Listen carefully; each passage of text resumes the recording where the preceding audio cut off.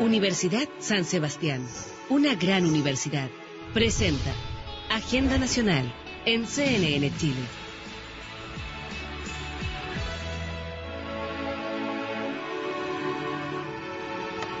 Bienvenidos acá a Agenda Nacional. Hoy, haciéndole honor al nombre del programa, trataremos un tema país. Ha terminado el proceso de encuestamiento del censo y muchas veces nosotros estábamos atentos a la cantidad de habitantes que iba a arrojar, 16,5 millones fue este año, pero principalmente lo que se busca con los censos es sacar una fotografía de cómo estamos, de quiénes somos más que de la cantidad, porque la verdad que la cantidad de habitantes se saca en 3 minutos en el registro civil, se hacen los cruces correspondientes y no hay problema, pero ¿cómo estamos? ¿Cómo hemos ido evolucionando? ¿Cuál es la importancia de un censo? ¿Cómo estamos en el siglo XXI? Panel de lujo, saludamos de inmediato al rector de la Universidad San Sebastián, doctor en Geografía, don Ricardo Riesco. ¿Cómo está? Bienvenido. Muy bien, muchas gracias. Doctor en Sociología, joven promesa de la ciencia sociológica. ¿Qué te gustó, lo de joven o lo de promesa? Me gustó más lo de joven, porque a veces tengo cierta disociación con el término, pero se agradece el empuje. Muchas gracias. Don Carlos Libasich. Muchas gracias, buenos días. Por el lado allá, economista, MBA de la Universidad de Tennessee, don Sergio Becerra. Bienvenido, Sergio. Muchas gracias y gracias a los televidentes. Don Andrés Estefan, doctor candidate en Historia de la Universidad de Nueva York. La Estatal de Nueva York. Tennessee también. Bienvenido. Muchas gracias por la invitación. Él es un hombre joven. Claramente. Juventud divino tesoro, pero pareciera que nosotros estamos perdiendo ese tesoro, Ricardo. Así es, sí. Bueno, para empezar con el tema del censo, porque efectivamente es una radiografía al país que nos permite mucha interpretación y enhebrar una conversación interesante. El censo arrojó algunos resultados que estamos esperando, la verdad, pero es sorpresivo que haya caído tan rápido la tasa de fertilidad y el país ha entrado a seguir un comportamiento que es el propio de los países en desarrollo, pero que cae la tasa de fecundidad por debajo del nivel de la reposición. Pero paralelamente hay 2 o 3 elementos que el censo también revela que son muy importantes para el futuro próximo, las próximas décadas del país. Por ejemplo, el envejecimiento de la población. El tema aprieta en el fondo yo creo que todo el problema de Europa, la Unión Europea, tiene que ver con este tema del envejecimiento y el tema demográfico.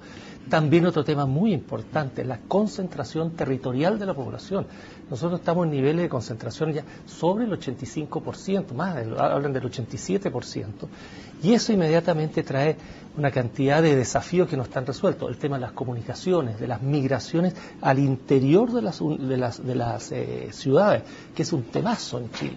También, un último punto, así para poner sobre la mesa, cómo las capitales regionales se comen el entorno regional.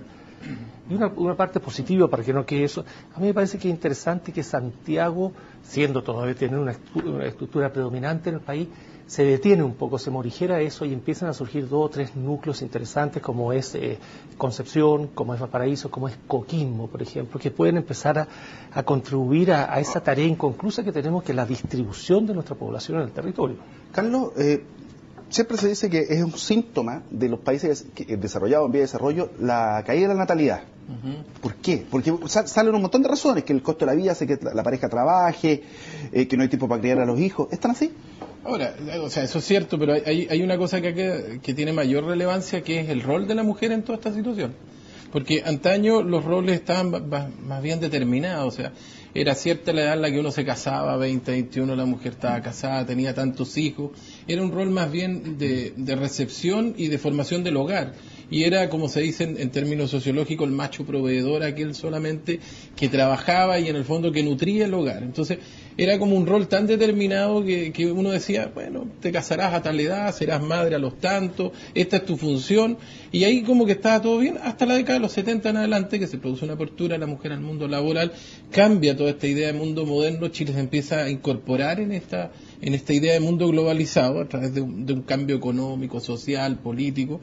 Y obviamente esto empieza a repercutir. ¿Por qué? Porque hoy día cuando tú vas viendo todos los indicadores te das cuenta que las mujeres son madres entre los 28 y los 33 años. O sea, has demorado el proceso 7 a 8 años en lo que era antaño. Entonces, ese efecto se nota inmediatamente en lo que decía anteriormente, o sea, vamos envejeciendo más y nos vamos demorando más en renovar, por decirlo, tomando un término económico, la población. Y nos demoramos más en morir, porque hoy día ya existe el concepto cuarta edad, que es pasado los 75, Y eso, en términos económicos, ¿qué significa? Significa llevar una carga de gente a la cual los más jóvenes, me considero joven todavía, tenemos que mantener. Pero una pregunta básica, ¿país con harta población o con poca población es sinónimo de riqueza, pobreza? Bueno, efectivamente un país con bastante población puede asociarse esos variables dependiendo del tema de la pobreza. Hay otros factores que están incidiendo, pero aquí lo importante, y tú lo mencionabas, es un tema país, es un tema que tiene que ver con las políticas públicas.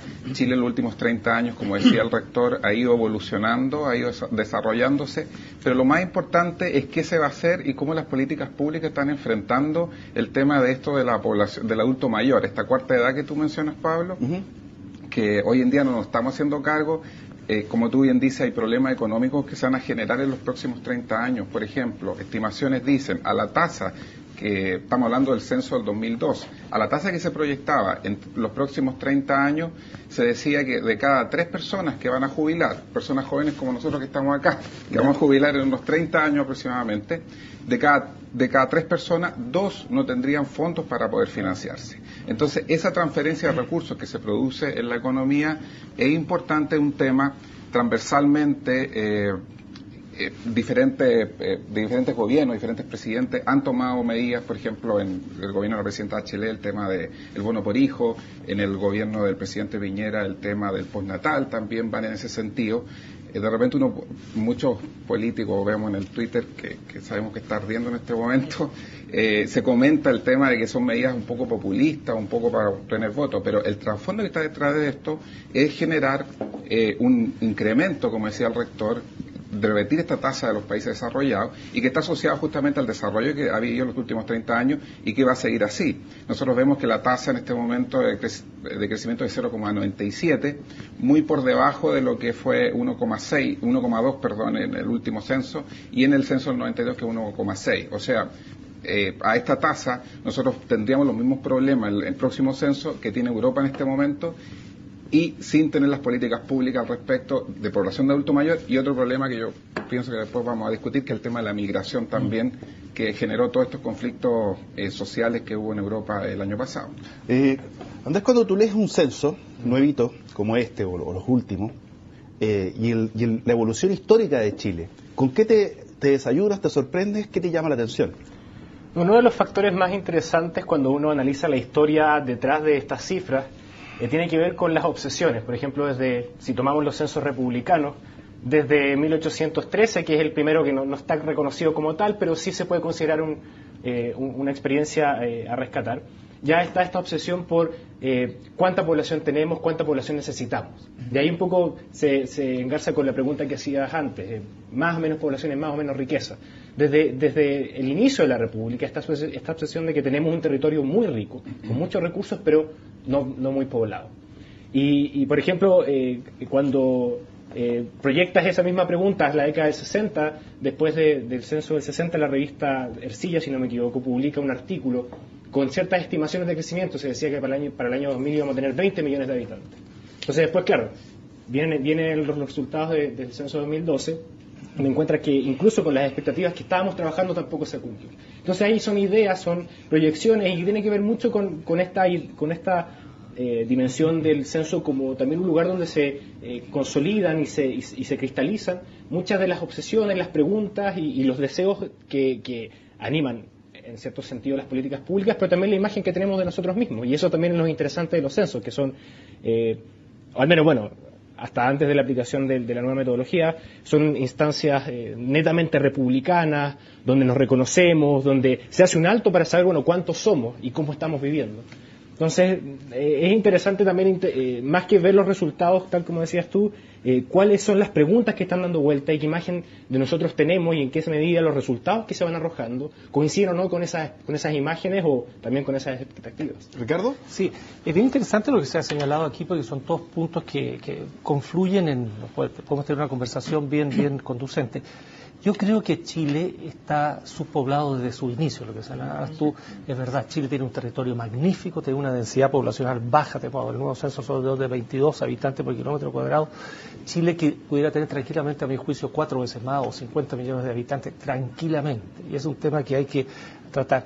Ahora, es verdad que la incorporación de la mujer al mundo laboral, que es muy deseable, porque la sociedad del conocimiento es la persona humana la que genera la riqueza, y la mujer que tiene perfectas dotes para eso y te estudian a la par en las universidades. Ustedes saben que hoy día, nuestro auditorio deben saber que hoy día, auditores, que el 50% de los estudiantes de una universidad en general son mujeres y los otros hombres. Entonces, ¿por qué? Porque es la sociedad del saber y conocimiento. El problema está que la mujer dejó de tener hijos, no por mala voluntad ninguna, sino que la mujer, y eso pasó en el mundo desarrollado también, y está pasando, es acogida en el mundo laboral con una estructura laboral masculina. Las leyes laborales no están hechas para que la mujer pueda trabajar, no tienen la suficiente flexibilidad, no tienen que proteja su condición de dar vida. Entonces la mujer ha dejado de tener hijos por esa situación. La gran tarea mundial es poder desarrollar un sistema que permita eso. Dígame, incentivar políticas migratorias selectivas, vale decir, tenemos sectores que están, como usted decía, con baja densidad poblacional y de alguna forma incentivar que profesionales eventualmente o ciertas manos de obras calificadas, voy al caso de Nueva Zelanda que trabaja más o menos así, digamos, miren, estos sectores nosotros les vamos a dar facilidades y todo eso. ¿Será necesario? Porque una vez se dice, oye, no nos alcanza ni para vivir nosotros, vamos a los sistemas de salud, sistema educacional y vamos a invitar gente de afuera. Sí. Lo que se está produciendo respecto de eso es justamente el fenómeno que han vivido otros países. Tuviste el ejemplo de Nueva Zelanda, el caso de Australia, de Canadá y de Estados Unidos también. Existe un cierto tipo de trabajo que es el nivel más operativo que justamente los locales no están satisfaciendo. Y eso está produciendo en Chile, está asociado al nivel de desarrollo que ha alcanzado en los últimos 30 años. Nuevamente, todos estos cambios que se producen en el censo, todos estos cambios sociodemográficos, tienen que ver con el desarrollo que ha vivido Chile. Y lo que tú dices es un tema importante en el sentido de que hay trabajos que no estamos desempeñando los chilenos, no hay la formación técnica, es un tema, muchos de nosotros acá estamos en educación, no es un compromiso debido el tema de la formación técnica. Recordemos que todavía estamos en la proporción, por cada 7 profesionales en Chile hay un técnico, la proporción inversa de los países escandinavos que tienen más alto nivel de desarrollo. Entonces, al no tener técnico, al no tener nivel operativo, nosotros no vamos a pasar a una segunda fase de desarrollo, y esa es otra arista que se está desprendiendo. Entonces, ¿quiénes vienen a satisfacer? Mano de obra de otros países que están dispuestos a trabajar con menores niveles de ingreso per cápita y están dispuestos a trabajar por el nivel de ingresos. Recordemos que Chile tiene un ingreso per cápita más alto de Latinoamérica. La semana pasada salió el índice de competitividad, nuevamente salimos en el primer lugar a nivel latinoamericano. Por lo tanto, es un país atractivo para la migración, pero aquí está nuevamente la gran incógnita. ¿Cuáles son las políticas públicas migratorias que existen en Chile? Este es un problema que va a ir explotando en los próximos 10 años. Yo quisiera agregar algo ahí a eso y a lo que mencionó el rector también y que vimos acá por la parte histórica. Cuando uno revisa Chile en general, el rector lo decía en alguna parte, la concentración que se está produciendo en Chile es tremenda. O sea, dato, 5 a 6 regiones tienen el 87% de la población del país. Cuando uno, por ejemplo, compara Santiago, en Santiago viven 434 personas por kilómetro cuadrado. Y en Coyhaique, o en la región de Aysén, 0,9% por kilómetro cuadrado. Entonces, uno va mirando las de proporciones cuando tú miras los datos, por ejemplo, las migraciones, salvo en la región del Maule que se entiende por el tema del terremoto, las capacidades, el tema laboral.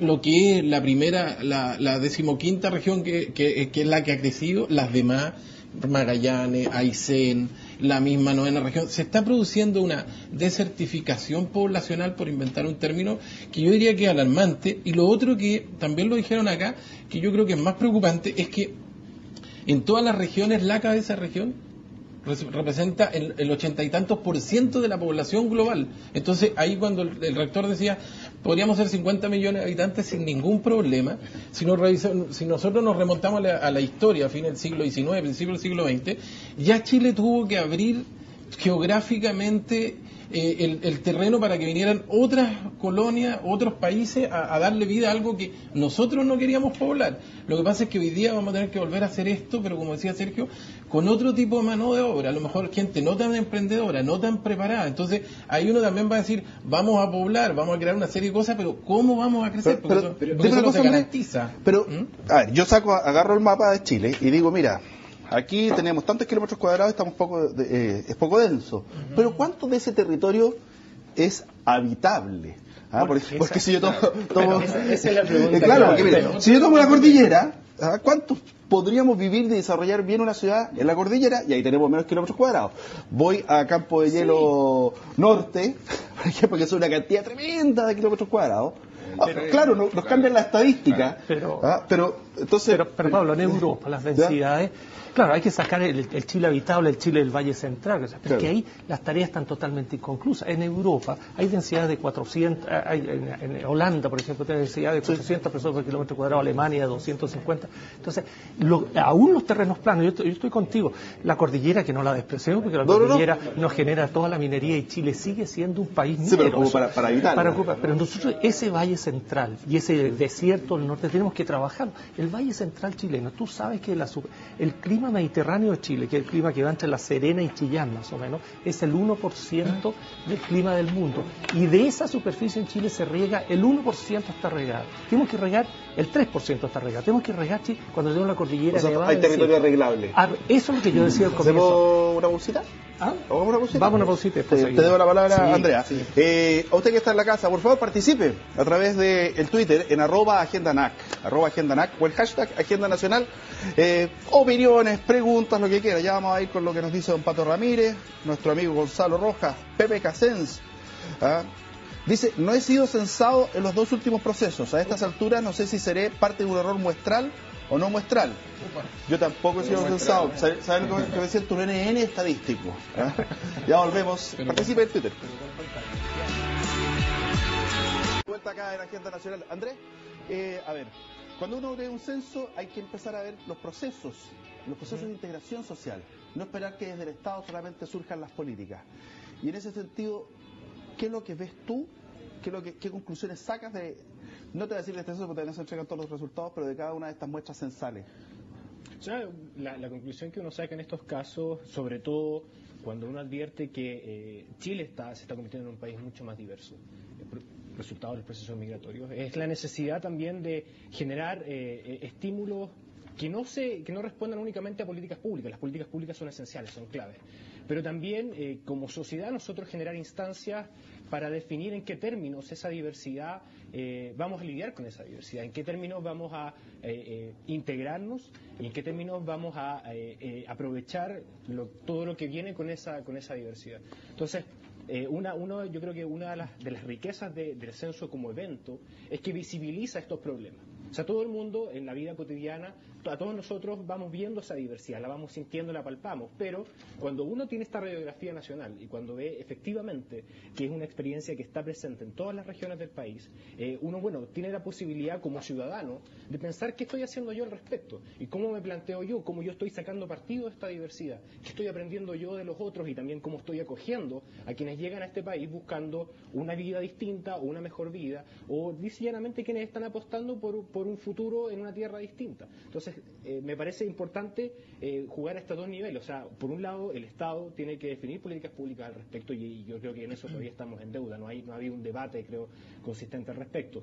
Pero junto a eso también, cada uno de nosotros, al ver estos índices, debemos también pensarnos y definirnos en función de ese proceso. Es muy interesante lo que tú acabas de decir hoy, porque eso es lo que pasa en el mundo moderno. Un censo es un gran banco de datos, una muy buena radiografía, al margen si se quedó gente afuera, pero eso se va a poder corregir.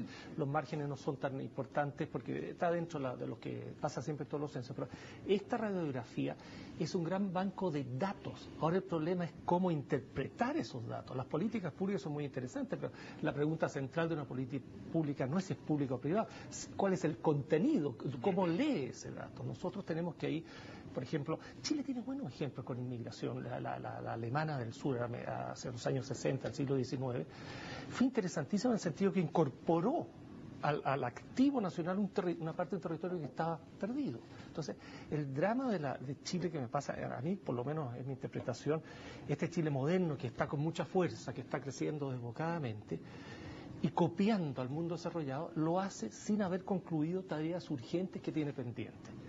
Por ejemplo, pongo un caso concreto, en una sociedad con población concentrada, se abre el tema de las comunicaciones entre estos núcleos urbanos, tanto entre los núcleos urbanos como al interior de los núcleos urbanos. Al interior del núcleo urbano pongo el ejemplo, para no desarrollarlo aquí, del Transantiago. Gente que pierde al día 4 horas desplazándose en un radio de no más de 15 kilómetros. Y entre los centros urbanos el tema de los ferrocarriles. Yo no conozco ningún país del mundo desarrollado que haya alcanzado ese estatus sin tener ferrocarril. La geografía chilena es un destino manifiesto para tener ferrocarril. Y nosotros no tenemos ferrocarril. Un ferrocarril a la altura del desarrollo de Chile. Tenemos uno que anda por menos de 30 kilómetros por hora. La mitad. Oye, una pregunta, cuando hablabas tú recién de diversidad, ¿cuál es la diversidad? ¿Es sinónimo de pérdida de identidad? ¿Y qué tan importante es la identidad finalmente? Es importantísimo. Bueno, acá en el censo, en la construcción del instrumento, hay preguntas que apuntan a eso. Hay preguntas sobre los pueblos originarios. Ha habido mucha polémica, esperemos que ahora se genere también en Twitter, sobre si la pregunta estaba bien hecha o no, sobre los pueblos originarios. Pero hay una referencia a eso que antes no existía. Ahora, eso es parte un poco de lo que es el Chile de hoy. O sea, el Chile de hoy, ahora estamos hablando del siglo XXI, es otro Chile absolutamente distinto que 30 años atrás, que 10 años atrás, y si tú te fijas, el censo lo que medía era justamente ese tipo de temas, que son temas ciudadanos, temas que interesan hoy en día a un Chile moderno y que son temas que se hablan en los países desarrollados: convivencia de parejas del mismo sexo, cuidado del medio ambiente, uso de las tecnologías, uso de Internet, el manejo del idioma, manejo de inglés. Globalización, migración hacia la ciudad. O sea, son preguntas que tienen que ver con temas ciudadanos, temas que importan hoy en día a la ciudadanía y que ya no son a lo mejor los temas que se encuestaban 30 años atrás, que tenían que ver si la persona tenía vivienda propia, si la persona tenía para alimentarse, O sea, es un Chile totalmente distinto, un Chile que va camino al desarrollo y que los temas que interesan a la ciudadanía son esos. Y las demandas, nosotros las vemos hoy en día en las redes sociales y las demandas ciudadanas que vemos en las calles, tienen que ver también con esos temas también. Oye, ¿y es un Chile más feliz? A ver, la otra vez en el tema de la CACEN y también en el estudio del PNUD, los chilenos se manifiestan como más felices, pero hay una cosa que se viene dando desde la medición del año 2002. El chileno es más feliz pero sin institucionalidad. Entonces yo creo que cuando nosotros ¿Cómo es, a ver, lo explicamos. Por ejemplo, los 3 factores importantes: la familia, el dinero y el trabajo. Pero cuando le hablan de la cercanía con las instituciones, no. Cuando tú ves el censo el mismo estudio del 2002 del PNUD, es peligroso, porque la gente te dice que el desarrollo lo entiende a través del trabajo, pero no a través de la comunidad. Entonces ahí uno ya empieza a levantar las primeras voces de alerta. Y aquí quiero, por ejemplo, mezclar una cosa que dijo el rector y otra cosa que han dicho los demás aquí en el panel. Por ejemplo, uno tendría que preguntarse algo: ¿cuál es el Chile que queremos para adelante? Y tal vez esto puede ser una frase muy usada, que lo hemos visto en temas políticos, y frente a eso molesta un poco, pero uno tendría que decir: ¿qué política social vamos a hacer? Por ejemplo, en Chile, un dato: nosotros tenemos de todos los millones de habitantes, 8,5 millones son mujeres y 8 millones son varones. Para darlo así en grupos. O sea, y esta tendencia viene creciendo, no viene a la baja. O sea, y el rector decía: aquí tenemos un mercado laboral para la mujer, pero pensado como el hombre. Sergio decía: tenemos que pensar en los técnicos, pero estamos pensando en una mirada, en una ampliación del mundo, en la mujer o en la población que tenemos. Y aquí voy a decir algo que puede ser muy impopular. ¿Qué tipo de migración también vamos a querer? Claro, bueno, porque aquí podríamos decir: oye, esto fue un comentario que me recuerda a algunas personas de la Alemania de los 20 o 40 del siglo pasado, pero es verdad. ¿Qué tipo de migración vamos a querer? Porque vamos a querer mano de obra donde lleguen más mujeres, por ejemplo. Y entonces al final, a lo mejor, si somos tan, insisto que lo que estoy diciendo es súper impopular, pero quiero plantearlo pensando en algo. O sea, ¿cómo vamos a establecer el desarrollo y la implementación de una política pública en términos económicos y, por qué no decirlo, desde la característica del territorio? Podríamos legalizar la bigamia porque van a sobrar mujeres. Oye, lo que estaba planteando, Carlos, sospecho que estuviste en la conferencia que hubo ayer en la universidad aquí en Santiago, que se puso eso en la San Sebastián. En la San Sebastián, muy interesante. Y es bien interesante. Ese estudio del PNUD muestra lo siguiente: que Chile es una sociedad particularmente contenta, el 80 y tantos % se declara muy contento.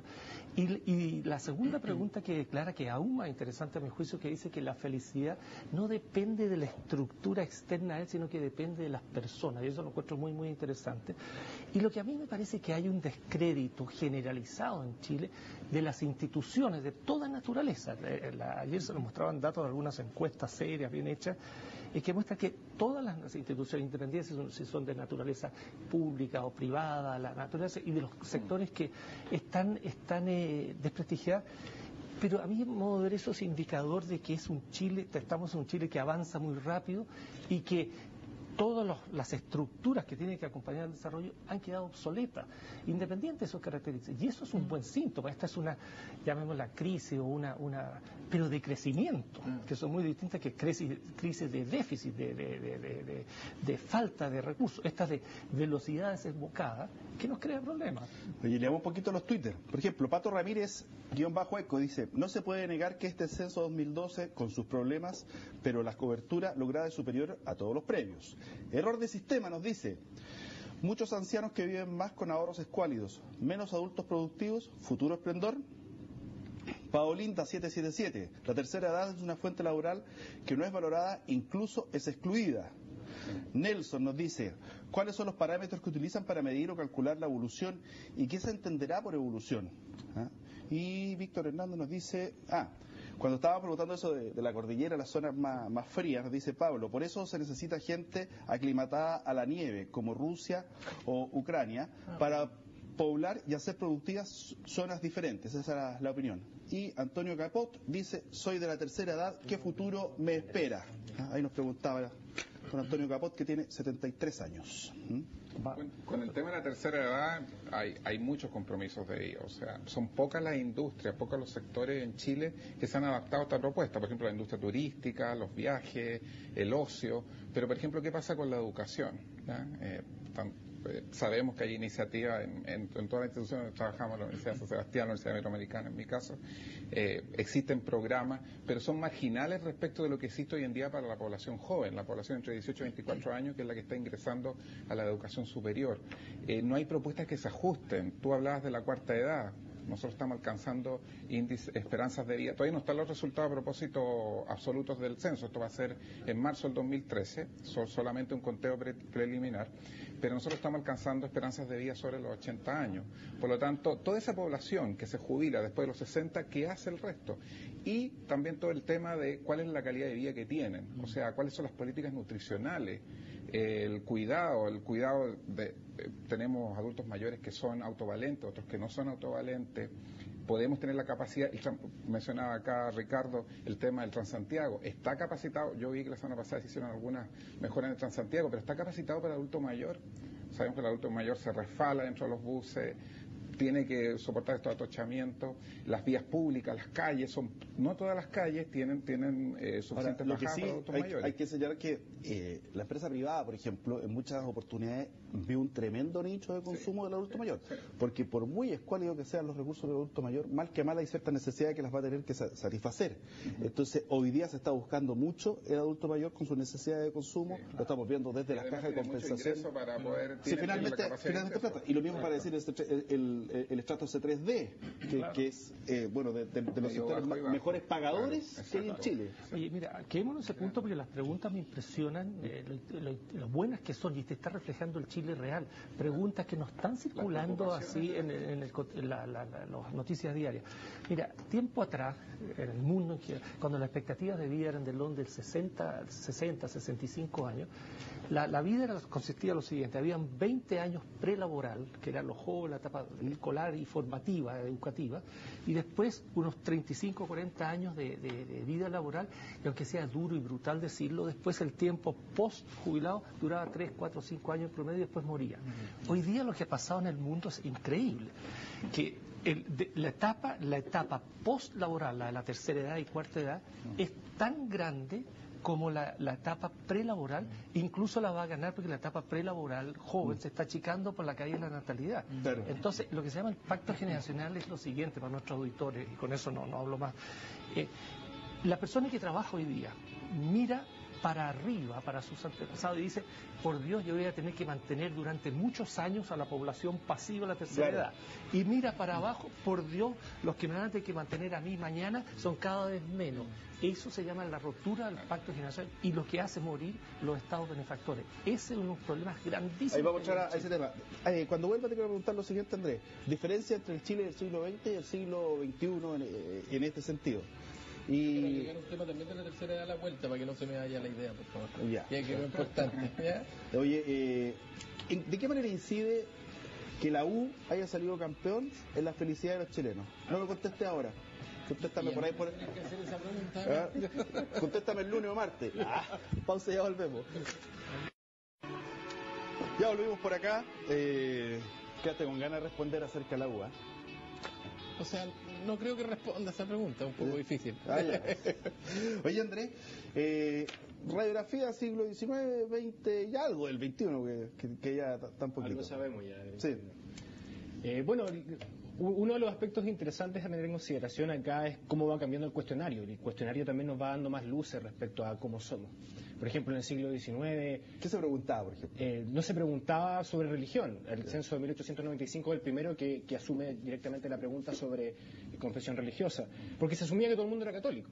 O sea, era un hecho... No, pero había un porcentaje importante de población migrante que no estaba reconocida, que tenía problemas también, no solamente en el censo, sino que en otras dimensiones. Y desde ese momento en adelante, por ejemplo, ya uno comienza a tener una radiografía distinta. Y uno también va conociendo mejor el tema que hablábamos antes, el tema de la diversidad. Factores que se mantienen, la concentración en ciudades clave, o sea, desde el año, si tú miras el censo de 1865, las dos ciudades con más de 20.000 habitantes, Santiago, Valparaíso. Una década después se integrará Concepción. Las mismas tres que hoy día concentran una parte importante de la población, son constantes. Otro factor importante también es cómo ha cambiado la concentración urbana en la región metropolitana. Hasta durante el siglo XIX estuvo siempre bajo el 10%. Del 20 para adelante se dispara. Y eso también es un fenómeno que tiene que ver con las transformaciones económicas que experimenta el país. Otro elemento valioso a considerar también es la relación entre población urbana y rural. También hay durante el siglo XIX una población Chile es netamente rural, ahí está el corazón de la población, y posteriormente producto del proceso de semi-industrialización que experimentamos, los cambios económicos tras la guerra del Pacífico, también hay un acento hacia la urbanización que también va modificando la dinámica de transportes, la integración territorial, la manera en que se entiende el territorio, la manera en que la población se relaciona con sus pares y también con el espacio en que deciden vivir o les toca vivir. Oye, una pregunta, ¿cuál es la relación que hay entre productividad regional, por decirlo así, o de una zona versus población? Me explico. Una de las zonas que en términos de consumo más interesante para la empresa privada, por ejemplo, es el sector de Antofagasta. Es donde se quiere, por ejemplo, los autos de lujo tienen sus sucursales ahí, tenemos mall, tenemos de todo, pero no necesariamente es la zona más poblada. Y obviamente, para qué decir ciertas regiones en las cuales se produce parte importante del PIB, pero no es la zona más poblada, a pesar de que hay comodidades. Entonces, ¿qué es lo que me invita más allá de las comodidades a irme a los centros urbanos? No son las zonas más pobladas, pero van a ser las zonas más pobladas, porque son las que tienen este censo, esta primera evaluación del censo, arrojó justamente que el mayor crecimiento se está produciendo en la zona norte, en lo que se llama el norte grande, la región de Tarapacá, la región de Atacama y la región de Antofagasta. Ahí se está produciendo el mayor crecimiento, y justamente se produce porque ahí hay mayor inversión privada, hay mayor fuentes de trabajo. Ahí están las grandes mineras, las transnacionales, se está produciendo un desarrollo inmobiliario importante. Nuevamente, no hay mucha planificación urbana, está pasando lo que pasó en Chile, digamos. No hay mucha planificación de las ciudades. Tú ves ciudades como Copiapó, que no hay un plan real de planificación de la ciudad. Y lo que tú estás mencionando tiene relación con eso, o sea, la gente está llegando hacia allá, está trabajando, es de suponer tampoco la calidad, se han hecho estudios respecto de la calidad de vida, si está llegando a todos los habitantes. Vemos ciudades como Calama, por ejemplo, donde existe mucho ingreso por parte básicamente de las grandes mineras, pero los ciudadanos esta riqueza, digamos, no está llegando a todos los ciudadanos de Calama. Claro. Entonces hay una serie de factores que no se están previendo en este sentido, y a su vez tampoco está funcionando en ese sentido la regionalización en cuanto a fuentes productivas. Vemos, por ejemplo, la región que se creó de Los Ríos es la región que tiene menor crecimiento, y sin embargo se creó para que tuviera más crecimiento. Entonces es una ciudad eminentemente universitaria, y ¿dónde están las fuentes productivas? Si no hay fuentes productivas, la gente no va a ir a vivir ahí. Es que lo que está pasando ahí es bien interesante. Chile, en ese sentido, a lo que decía nuestro amigo el historiador, Chile en la minería en el norte de Chile sigue siendo un país del siglo XIX y del siglo XX. Y también es reinteresante que en lo que estamos hablando, cómo se dan políticas públicas, aquí hay que saber equilibrar las que son las señales externas que vienen de la globalización, porque la pregunta es ¿por qué anda tan bien en el norte de Chile? Porque hay una demanda loca de China, que es una demanda que viene de un mundo global, y por qué la región de los ríos quería hacerse crecer con señales internas. Entonces aquí conviven incentivos globales, internacionales, que no podemos manejar, sino que tenemos que usarlos nomás, con incentivos internos. Entonces es bien difícil en el siglo XXI balancear un mundo muy amplio, muy móvil, muy informado, porque aquí el problema es no llegar tarde con decisiones internas cuando ya la percepción del mercado internacional está actuando de otra forma.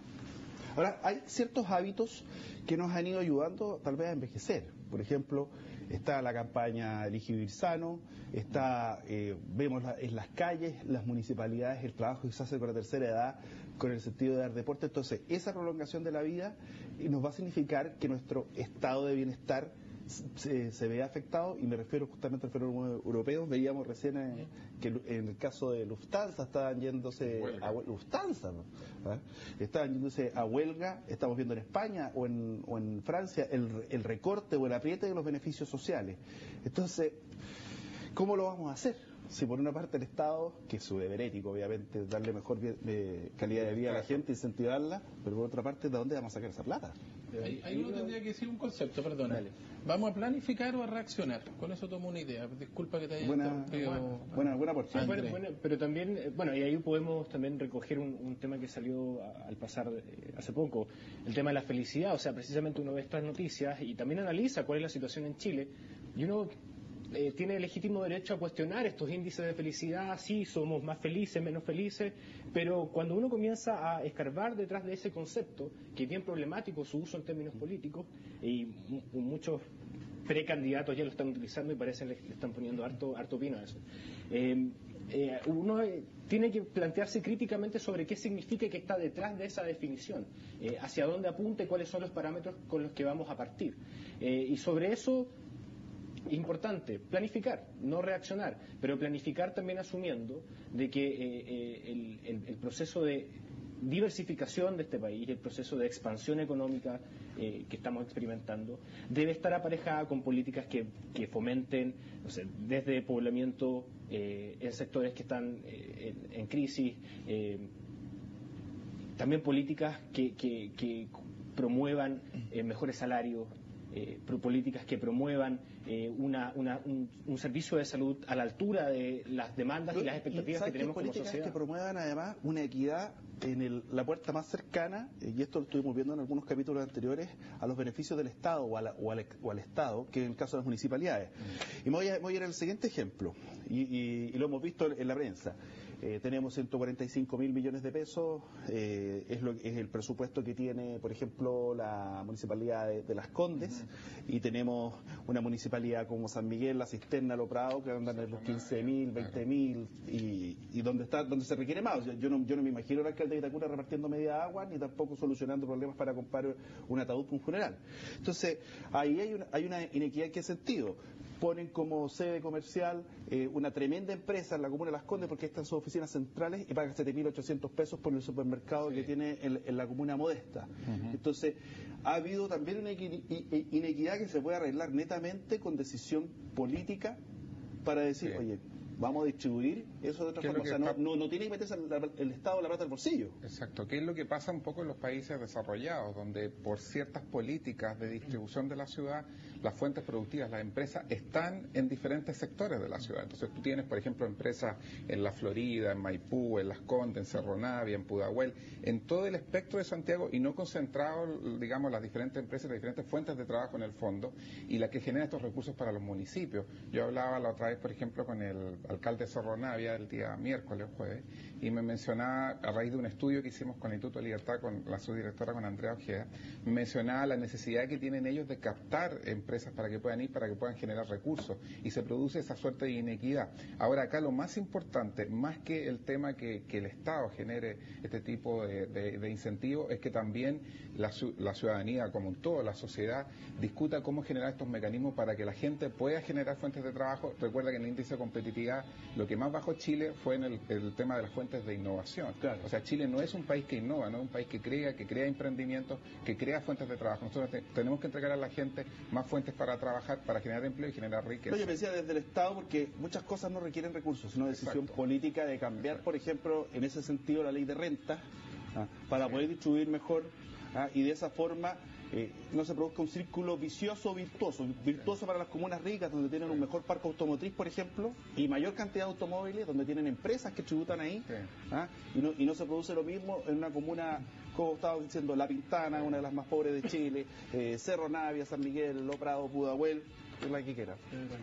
Así es. Pedro Aguirre Cerda Serias también. complicaciones. Ellos no tienen ninguna posibilidad de, por ejemplo, a través de empresas, como decía Sergio, de tener ingresos por esa línea. Entonces, si alguien no se va para allá, eso se transforma en comunas dormitorio, como se dice. Pausa, ya estamos de vuelta. A ver, cuando realizamos un censo es, como lo decíamos, es una radiografía para saber cómo estamos. Entonces uno dice, hay, por ejemplo, una crisis porque nos estamos envejeciendo, o sea, está creciendo la familia solamente a 0,97, o sea, ni siquiera un hijo por pareja. Pero uno dice, bueno, ¿y para qué queremos más población si para vivir mal? Entonces, estábamos hablando recién de los municipios, y a mí me gustaría saber, y lo conversamos con muchos alcaldes en unos capítulos que tuvimos solamente de ellos, ¿qué atribuciones le faltan a los alcaldes? Mira, dos cosas importantes en esto. Uno tendría que decir, ¿qué descentralización vamos a hacer? Vamos a implementar en Chile, porque por ejemplo uno habla en Chile de la descentralización y cada vez que se habla de que las regiones tengan autonomía, todas las iniciativas llegan hasta ahí. O sea, nosotros históricamente, y eso Andrés nos podría explicar, y el rector que son expertos en la materia podrían explicarnos desde el comienzo de la República, que eso ha sido siempre igual, este Estado centralizador.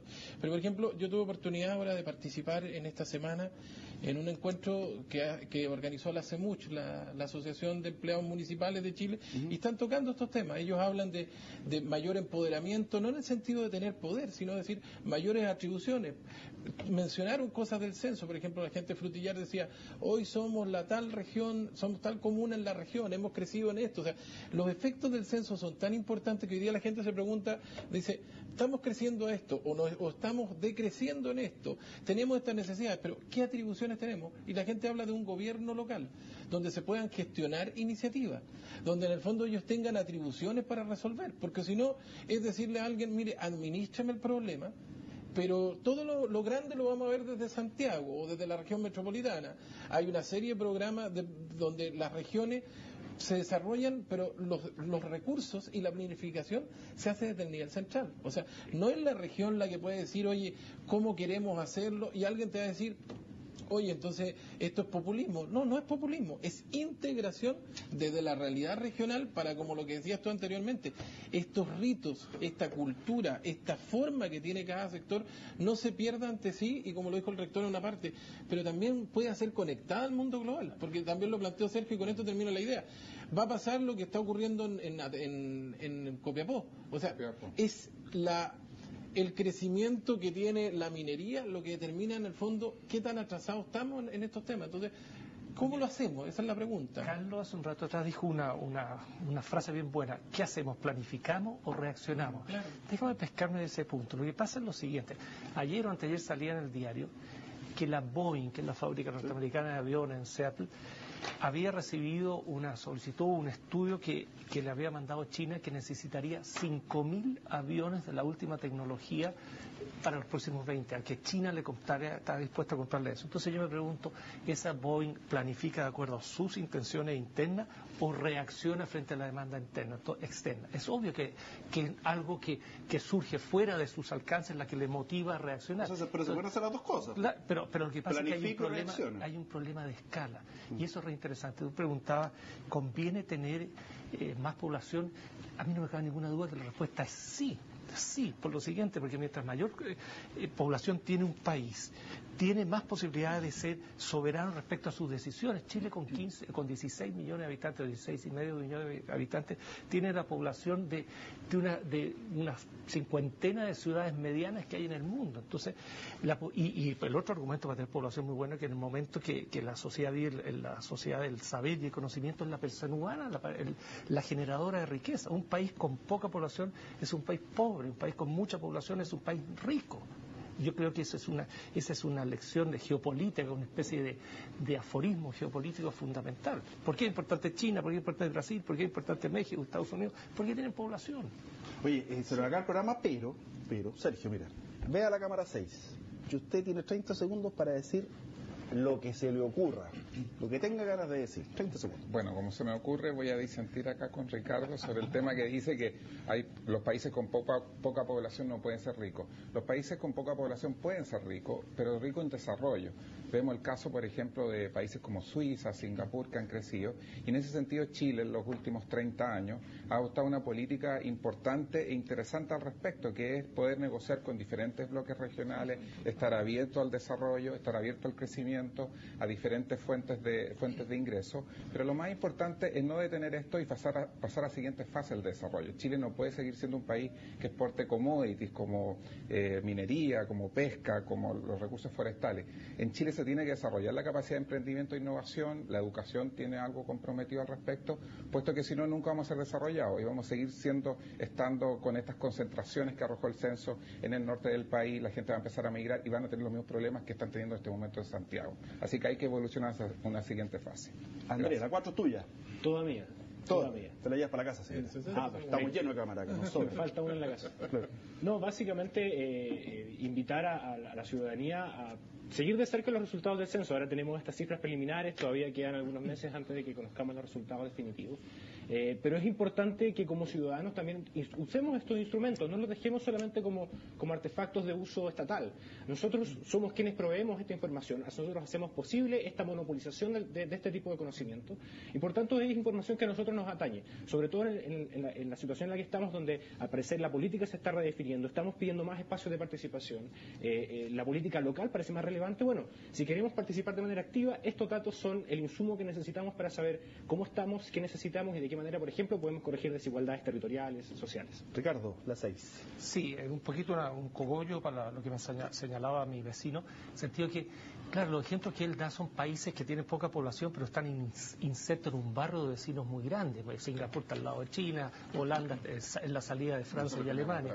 Sí, pero tenemos en los vecinos un mal barrio, un barrio complicado. Pero con todo yo quiero decir lo siguiente, que el Chile del siglo XXI, yo soy muy optimista respecto al desarrollo del país, muy optimista, pero yo creo que hay 2 o 3 grandes tareas que hay que cerrarlas y cumplirlas de una vez por todas. Primero, no puede ser que en el siglo XXI no tengamos ferrocarril y no tengamos una política energética definida. Cuando un país se da cuenta que ya tiene problemas de energía, ya es tarde.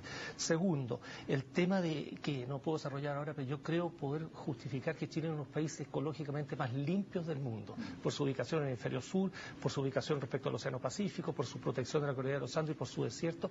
La variable ecológica va a ser importante en Chile. Y el último es, Chile puede y debe ser una potencia alimentaria, pero para eso debe tener que regar Chile. Reguemos Chile, la naturaleza está llamando a eso. Carlos, 30 segundos, no te pases de los 30. Súper cortito, mira, que pensemos en una descentralización efectiva, que promovamos en serio la participación ciudadana y lo más importante, que pensemos Chile desde la perspectiva de una sociedad desarrollada con la innovación y el emprendimiento efectivo. Si no, en el fondo vamos a, como decía Sergio, vamos a terminar exportando y una vez que se nos acabe la riqueza vamos a ser más pobres que antes. Muchas gracias por habernos acompañado, señores panelistas. Muchas gracias por haber estado con nosotros. Muchas gracias. Gracias, de verdad. Y gracias a usted por haber participado. Quisimos tocar un tema país, un tema en profundidad, y creo que cumplimos en desarrollarlo dentro de los tiempos televisivos para habernos acompañado. Genial, muchas gracias. A Seburgo Seme, muchas gracias. A Vincers, Pato Ramírez, Igna Pizarro, M. Lorca, en fin. Víctor Hernández, muchas gracias por haber participado en el Twitter, y por supuesto los invitamos el próximo fin de semana a disfrutar de Agenda Nacional. Y recuerde, 11:30 de la mañana, Agenda Joven, las nuevas generaciones aquí tienen la palabra.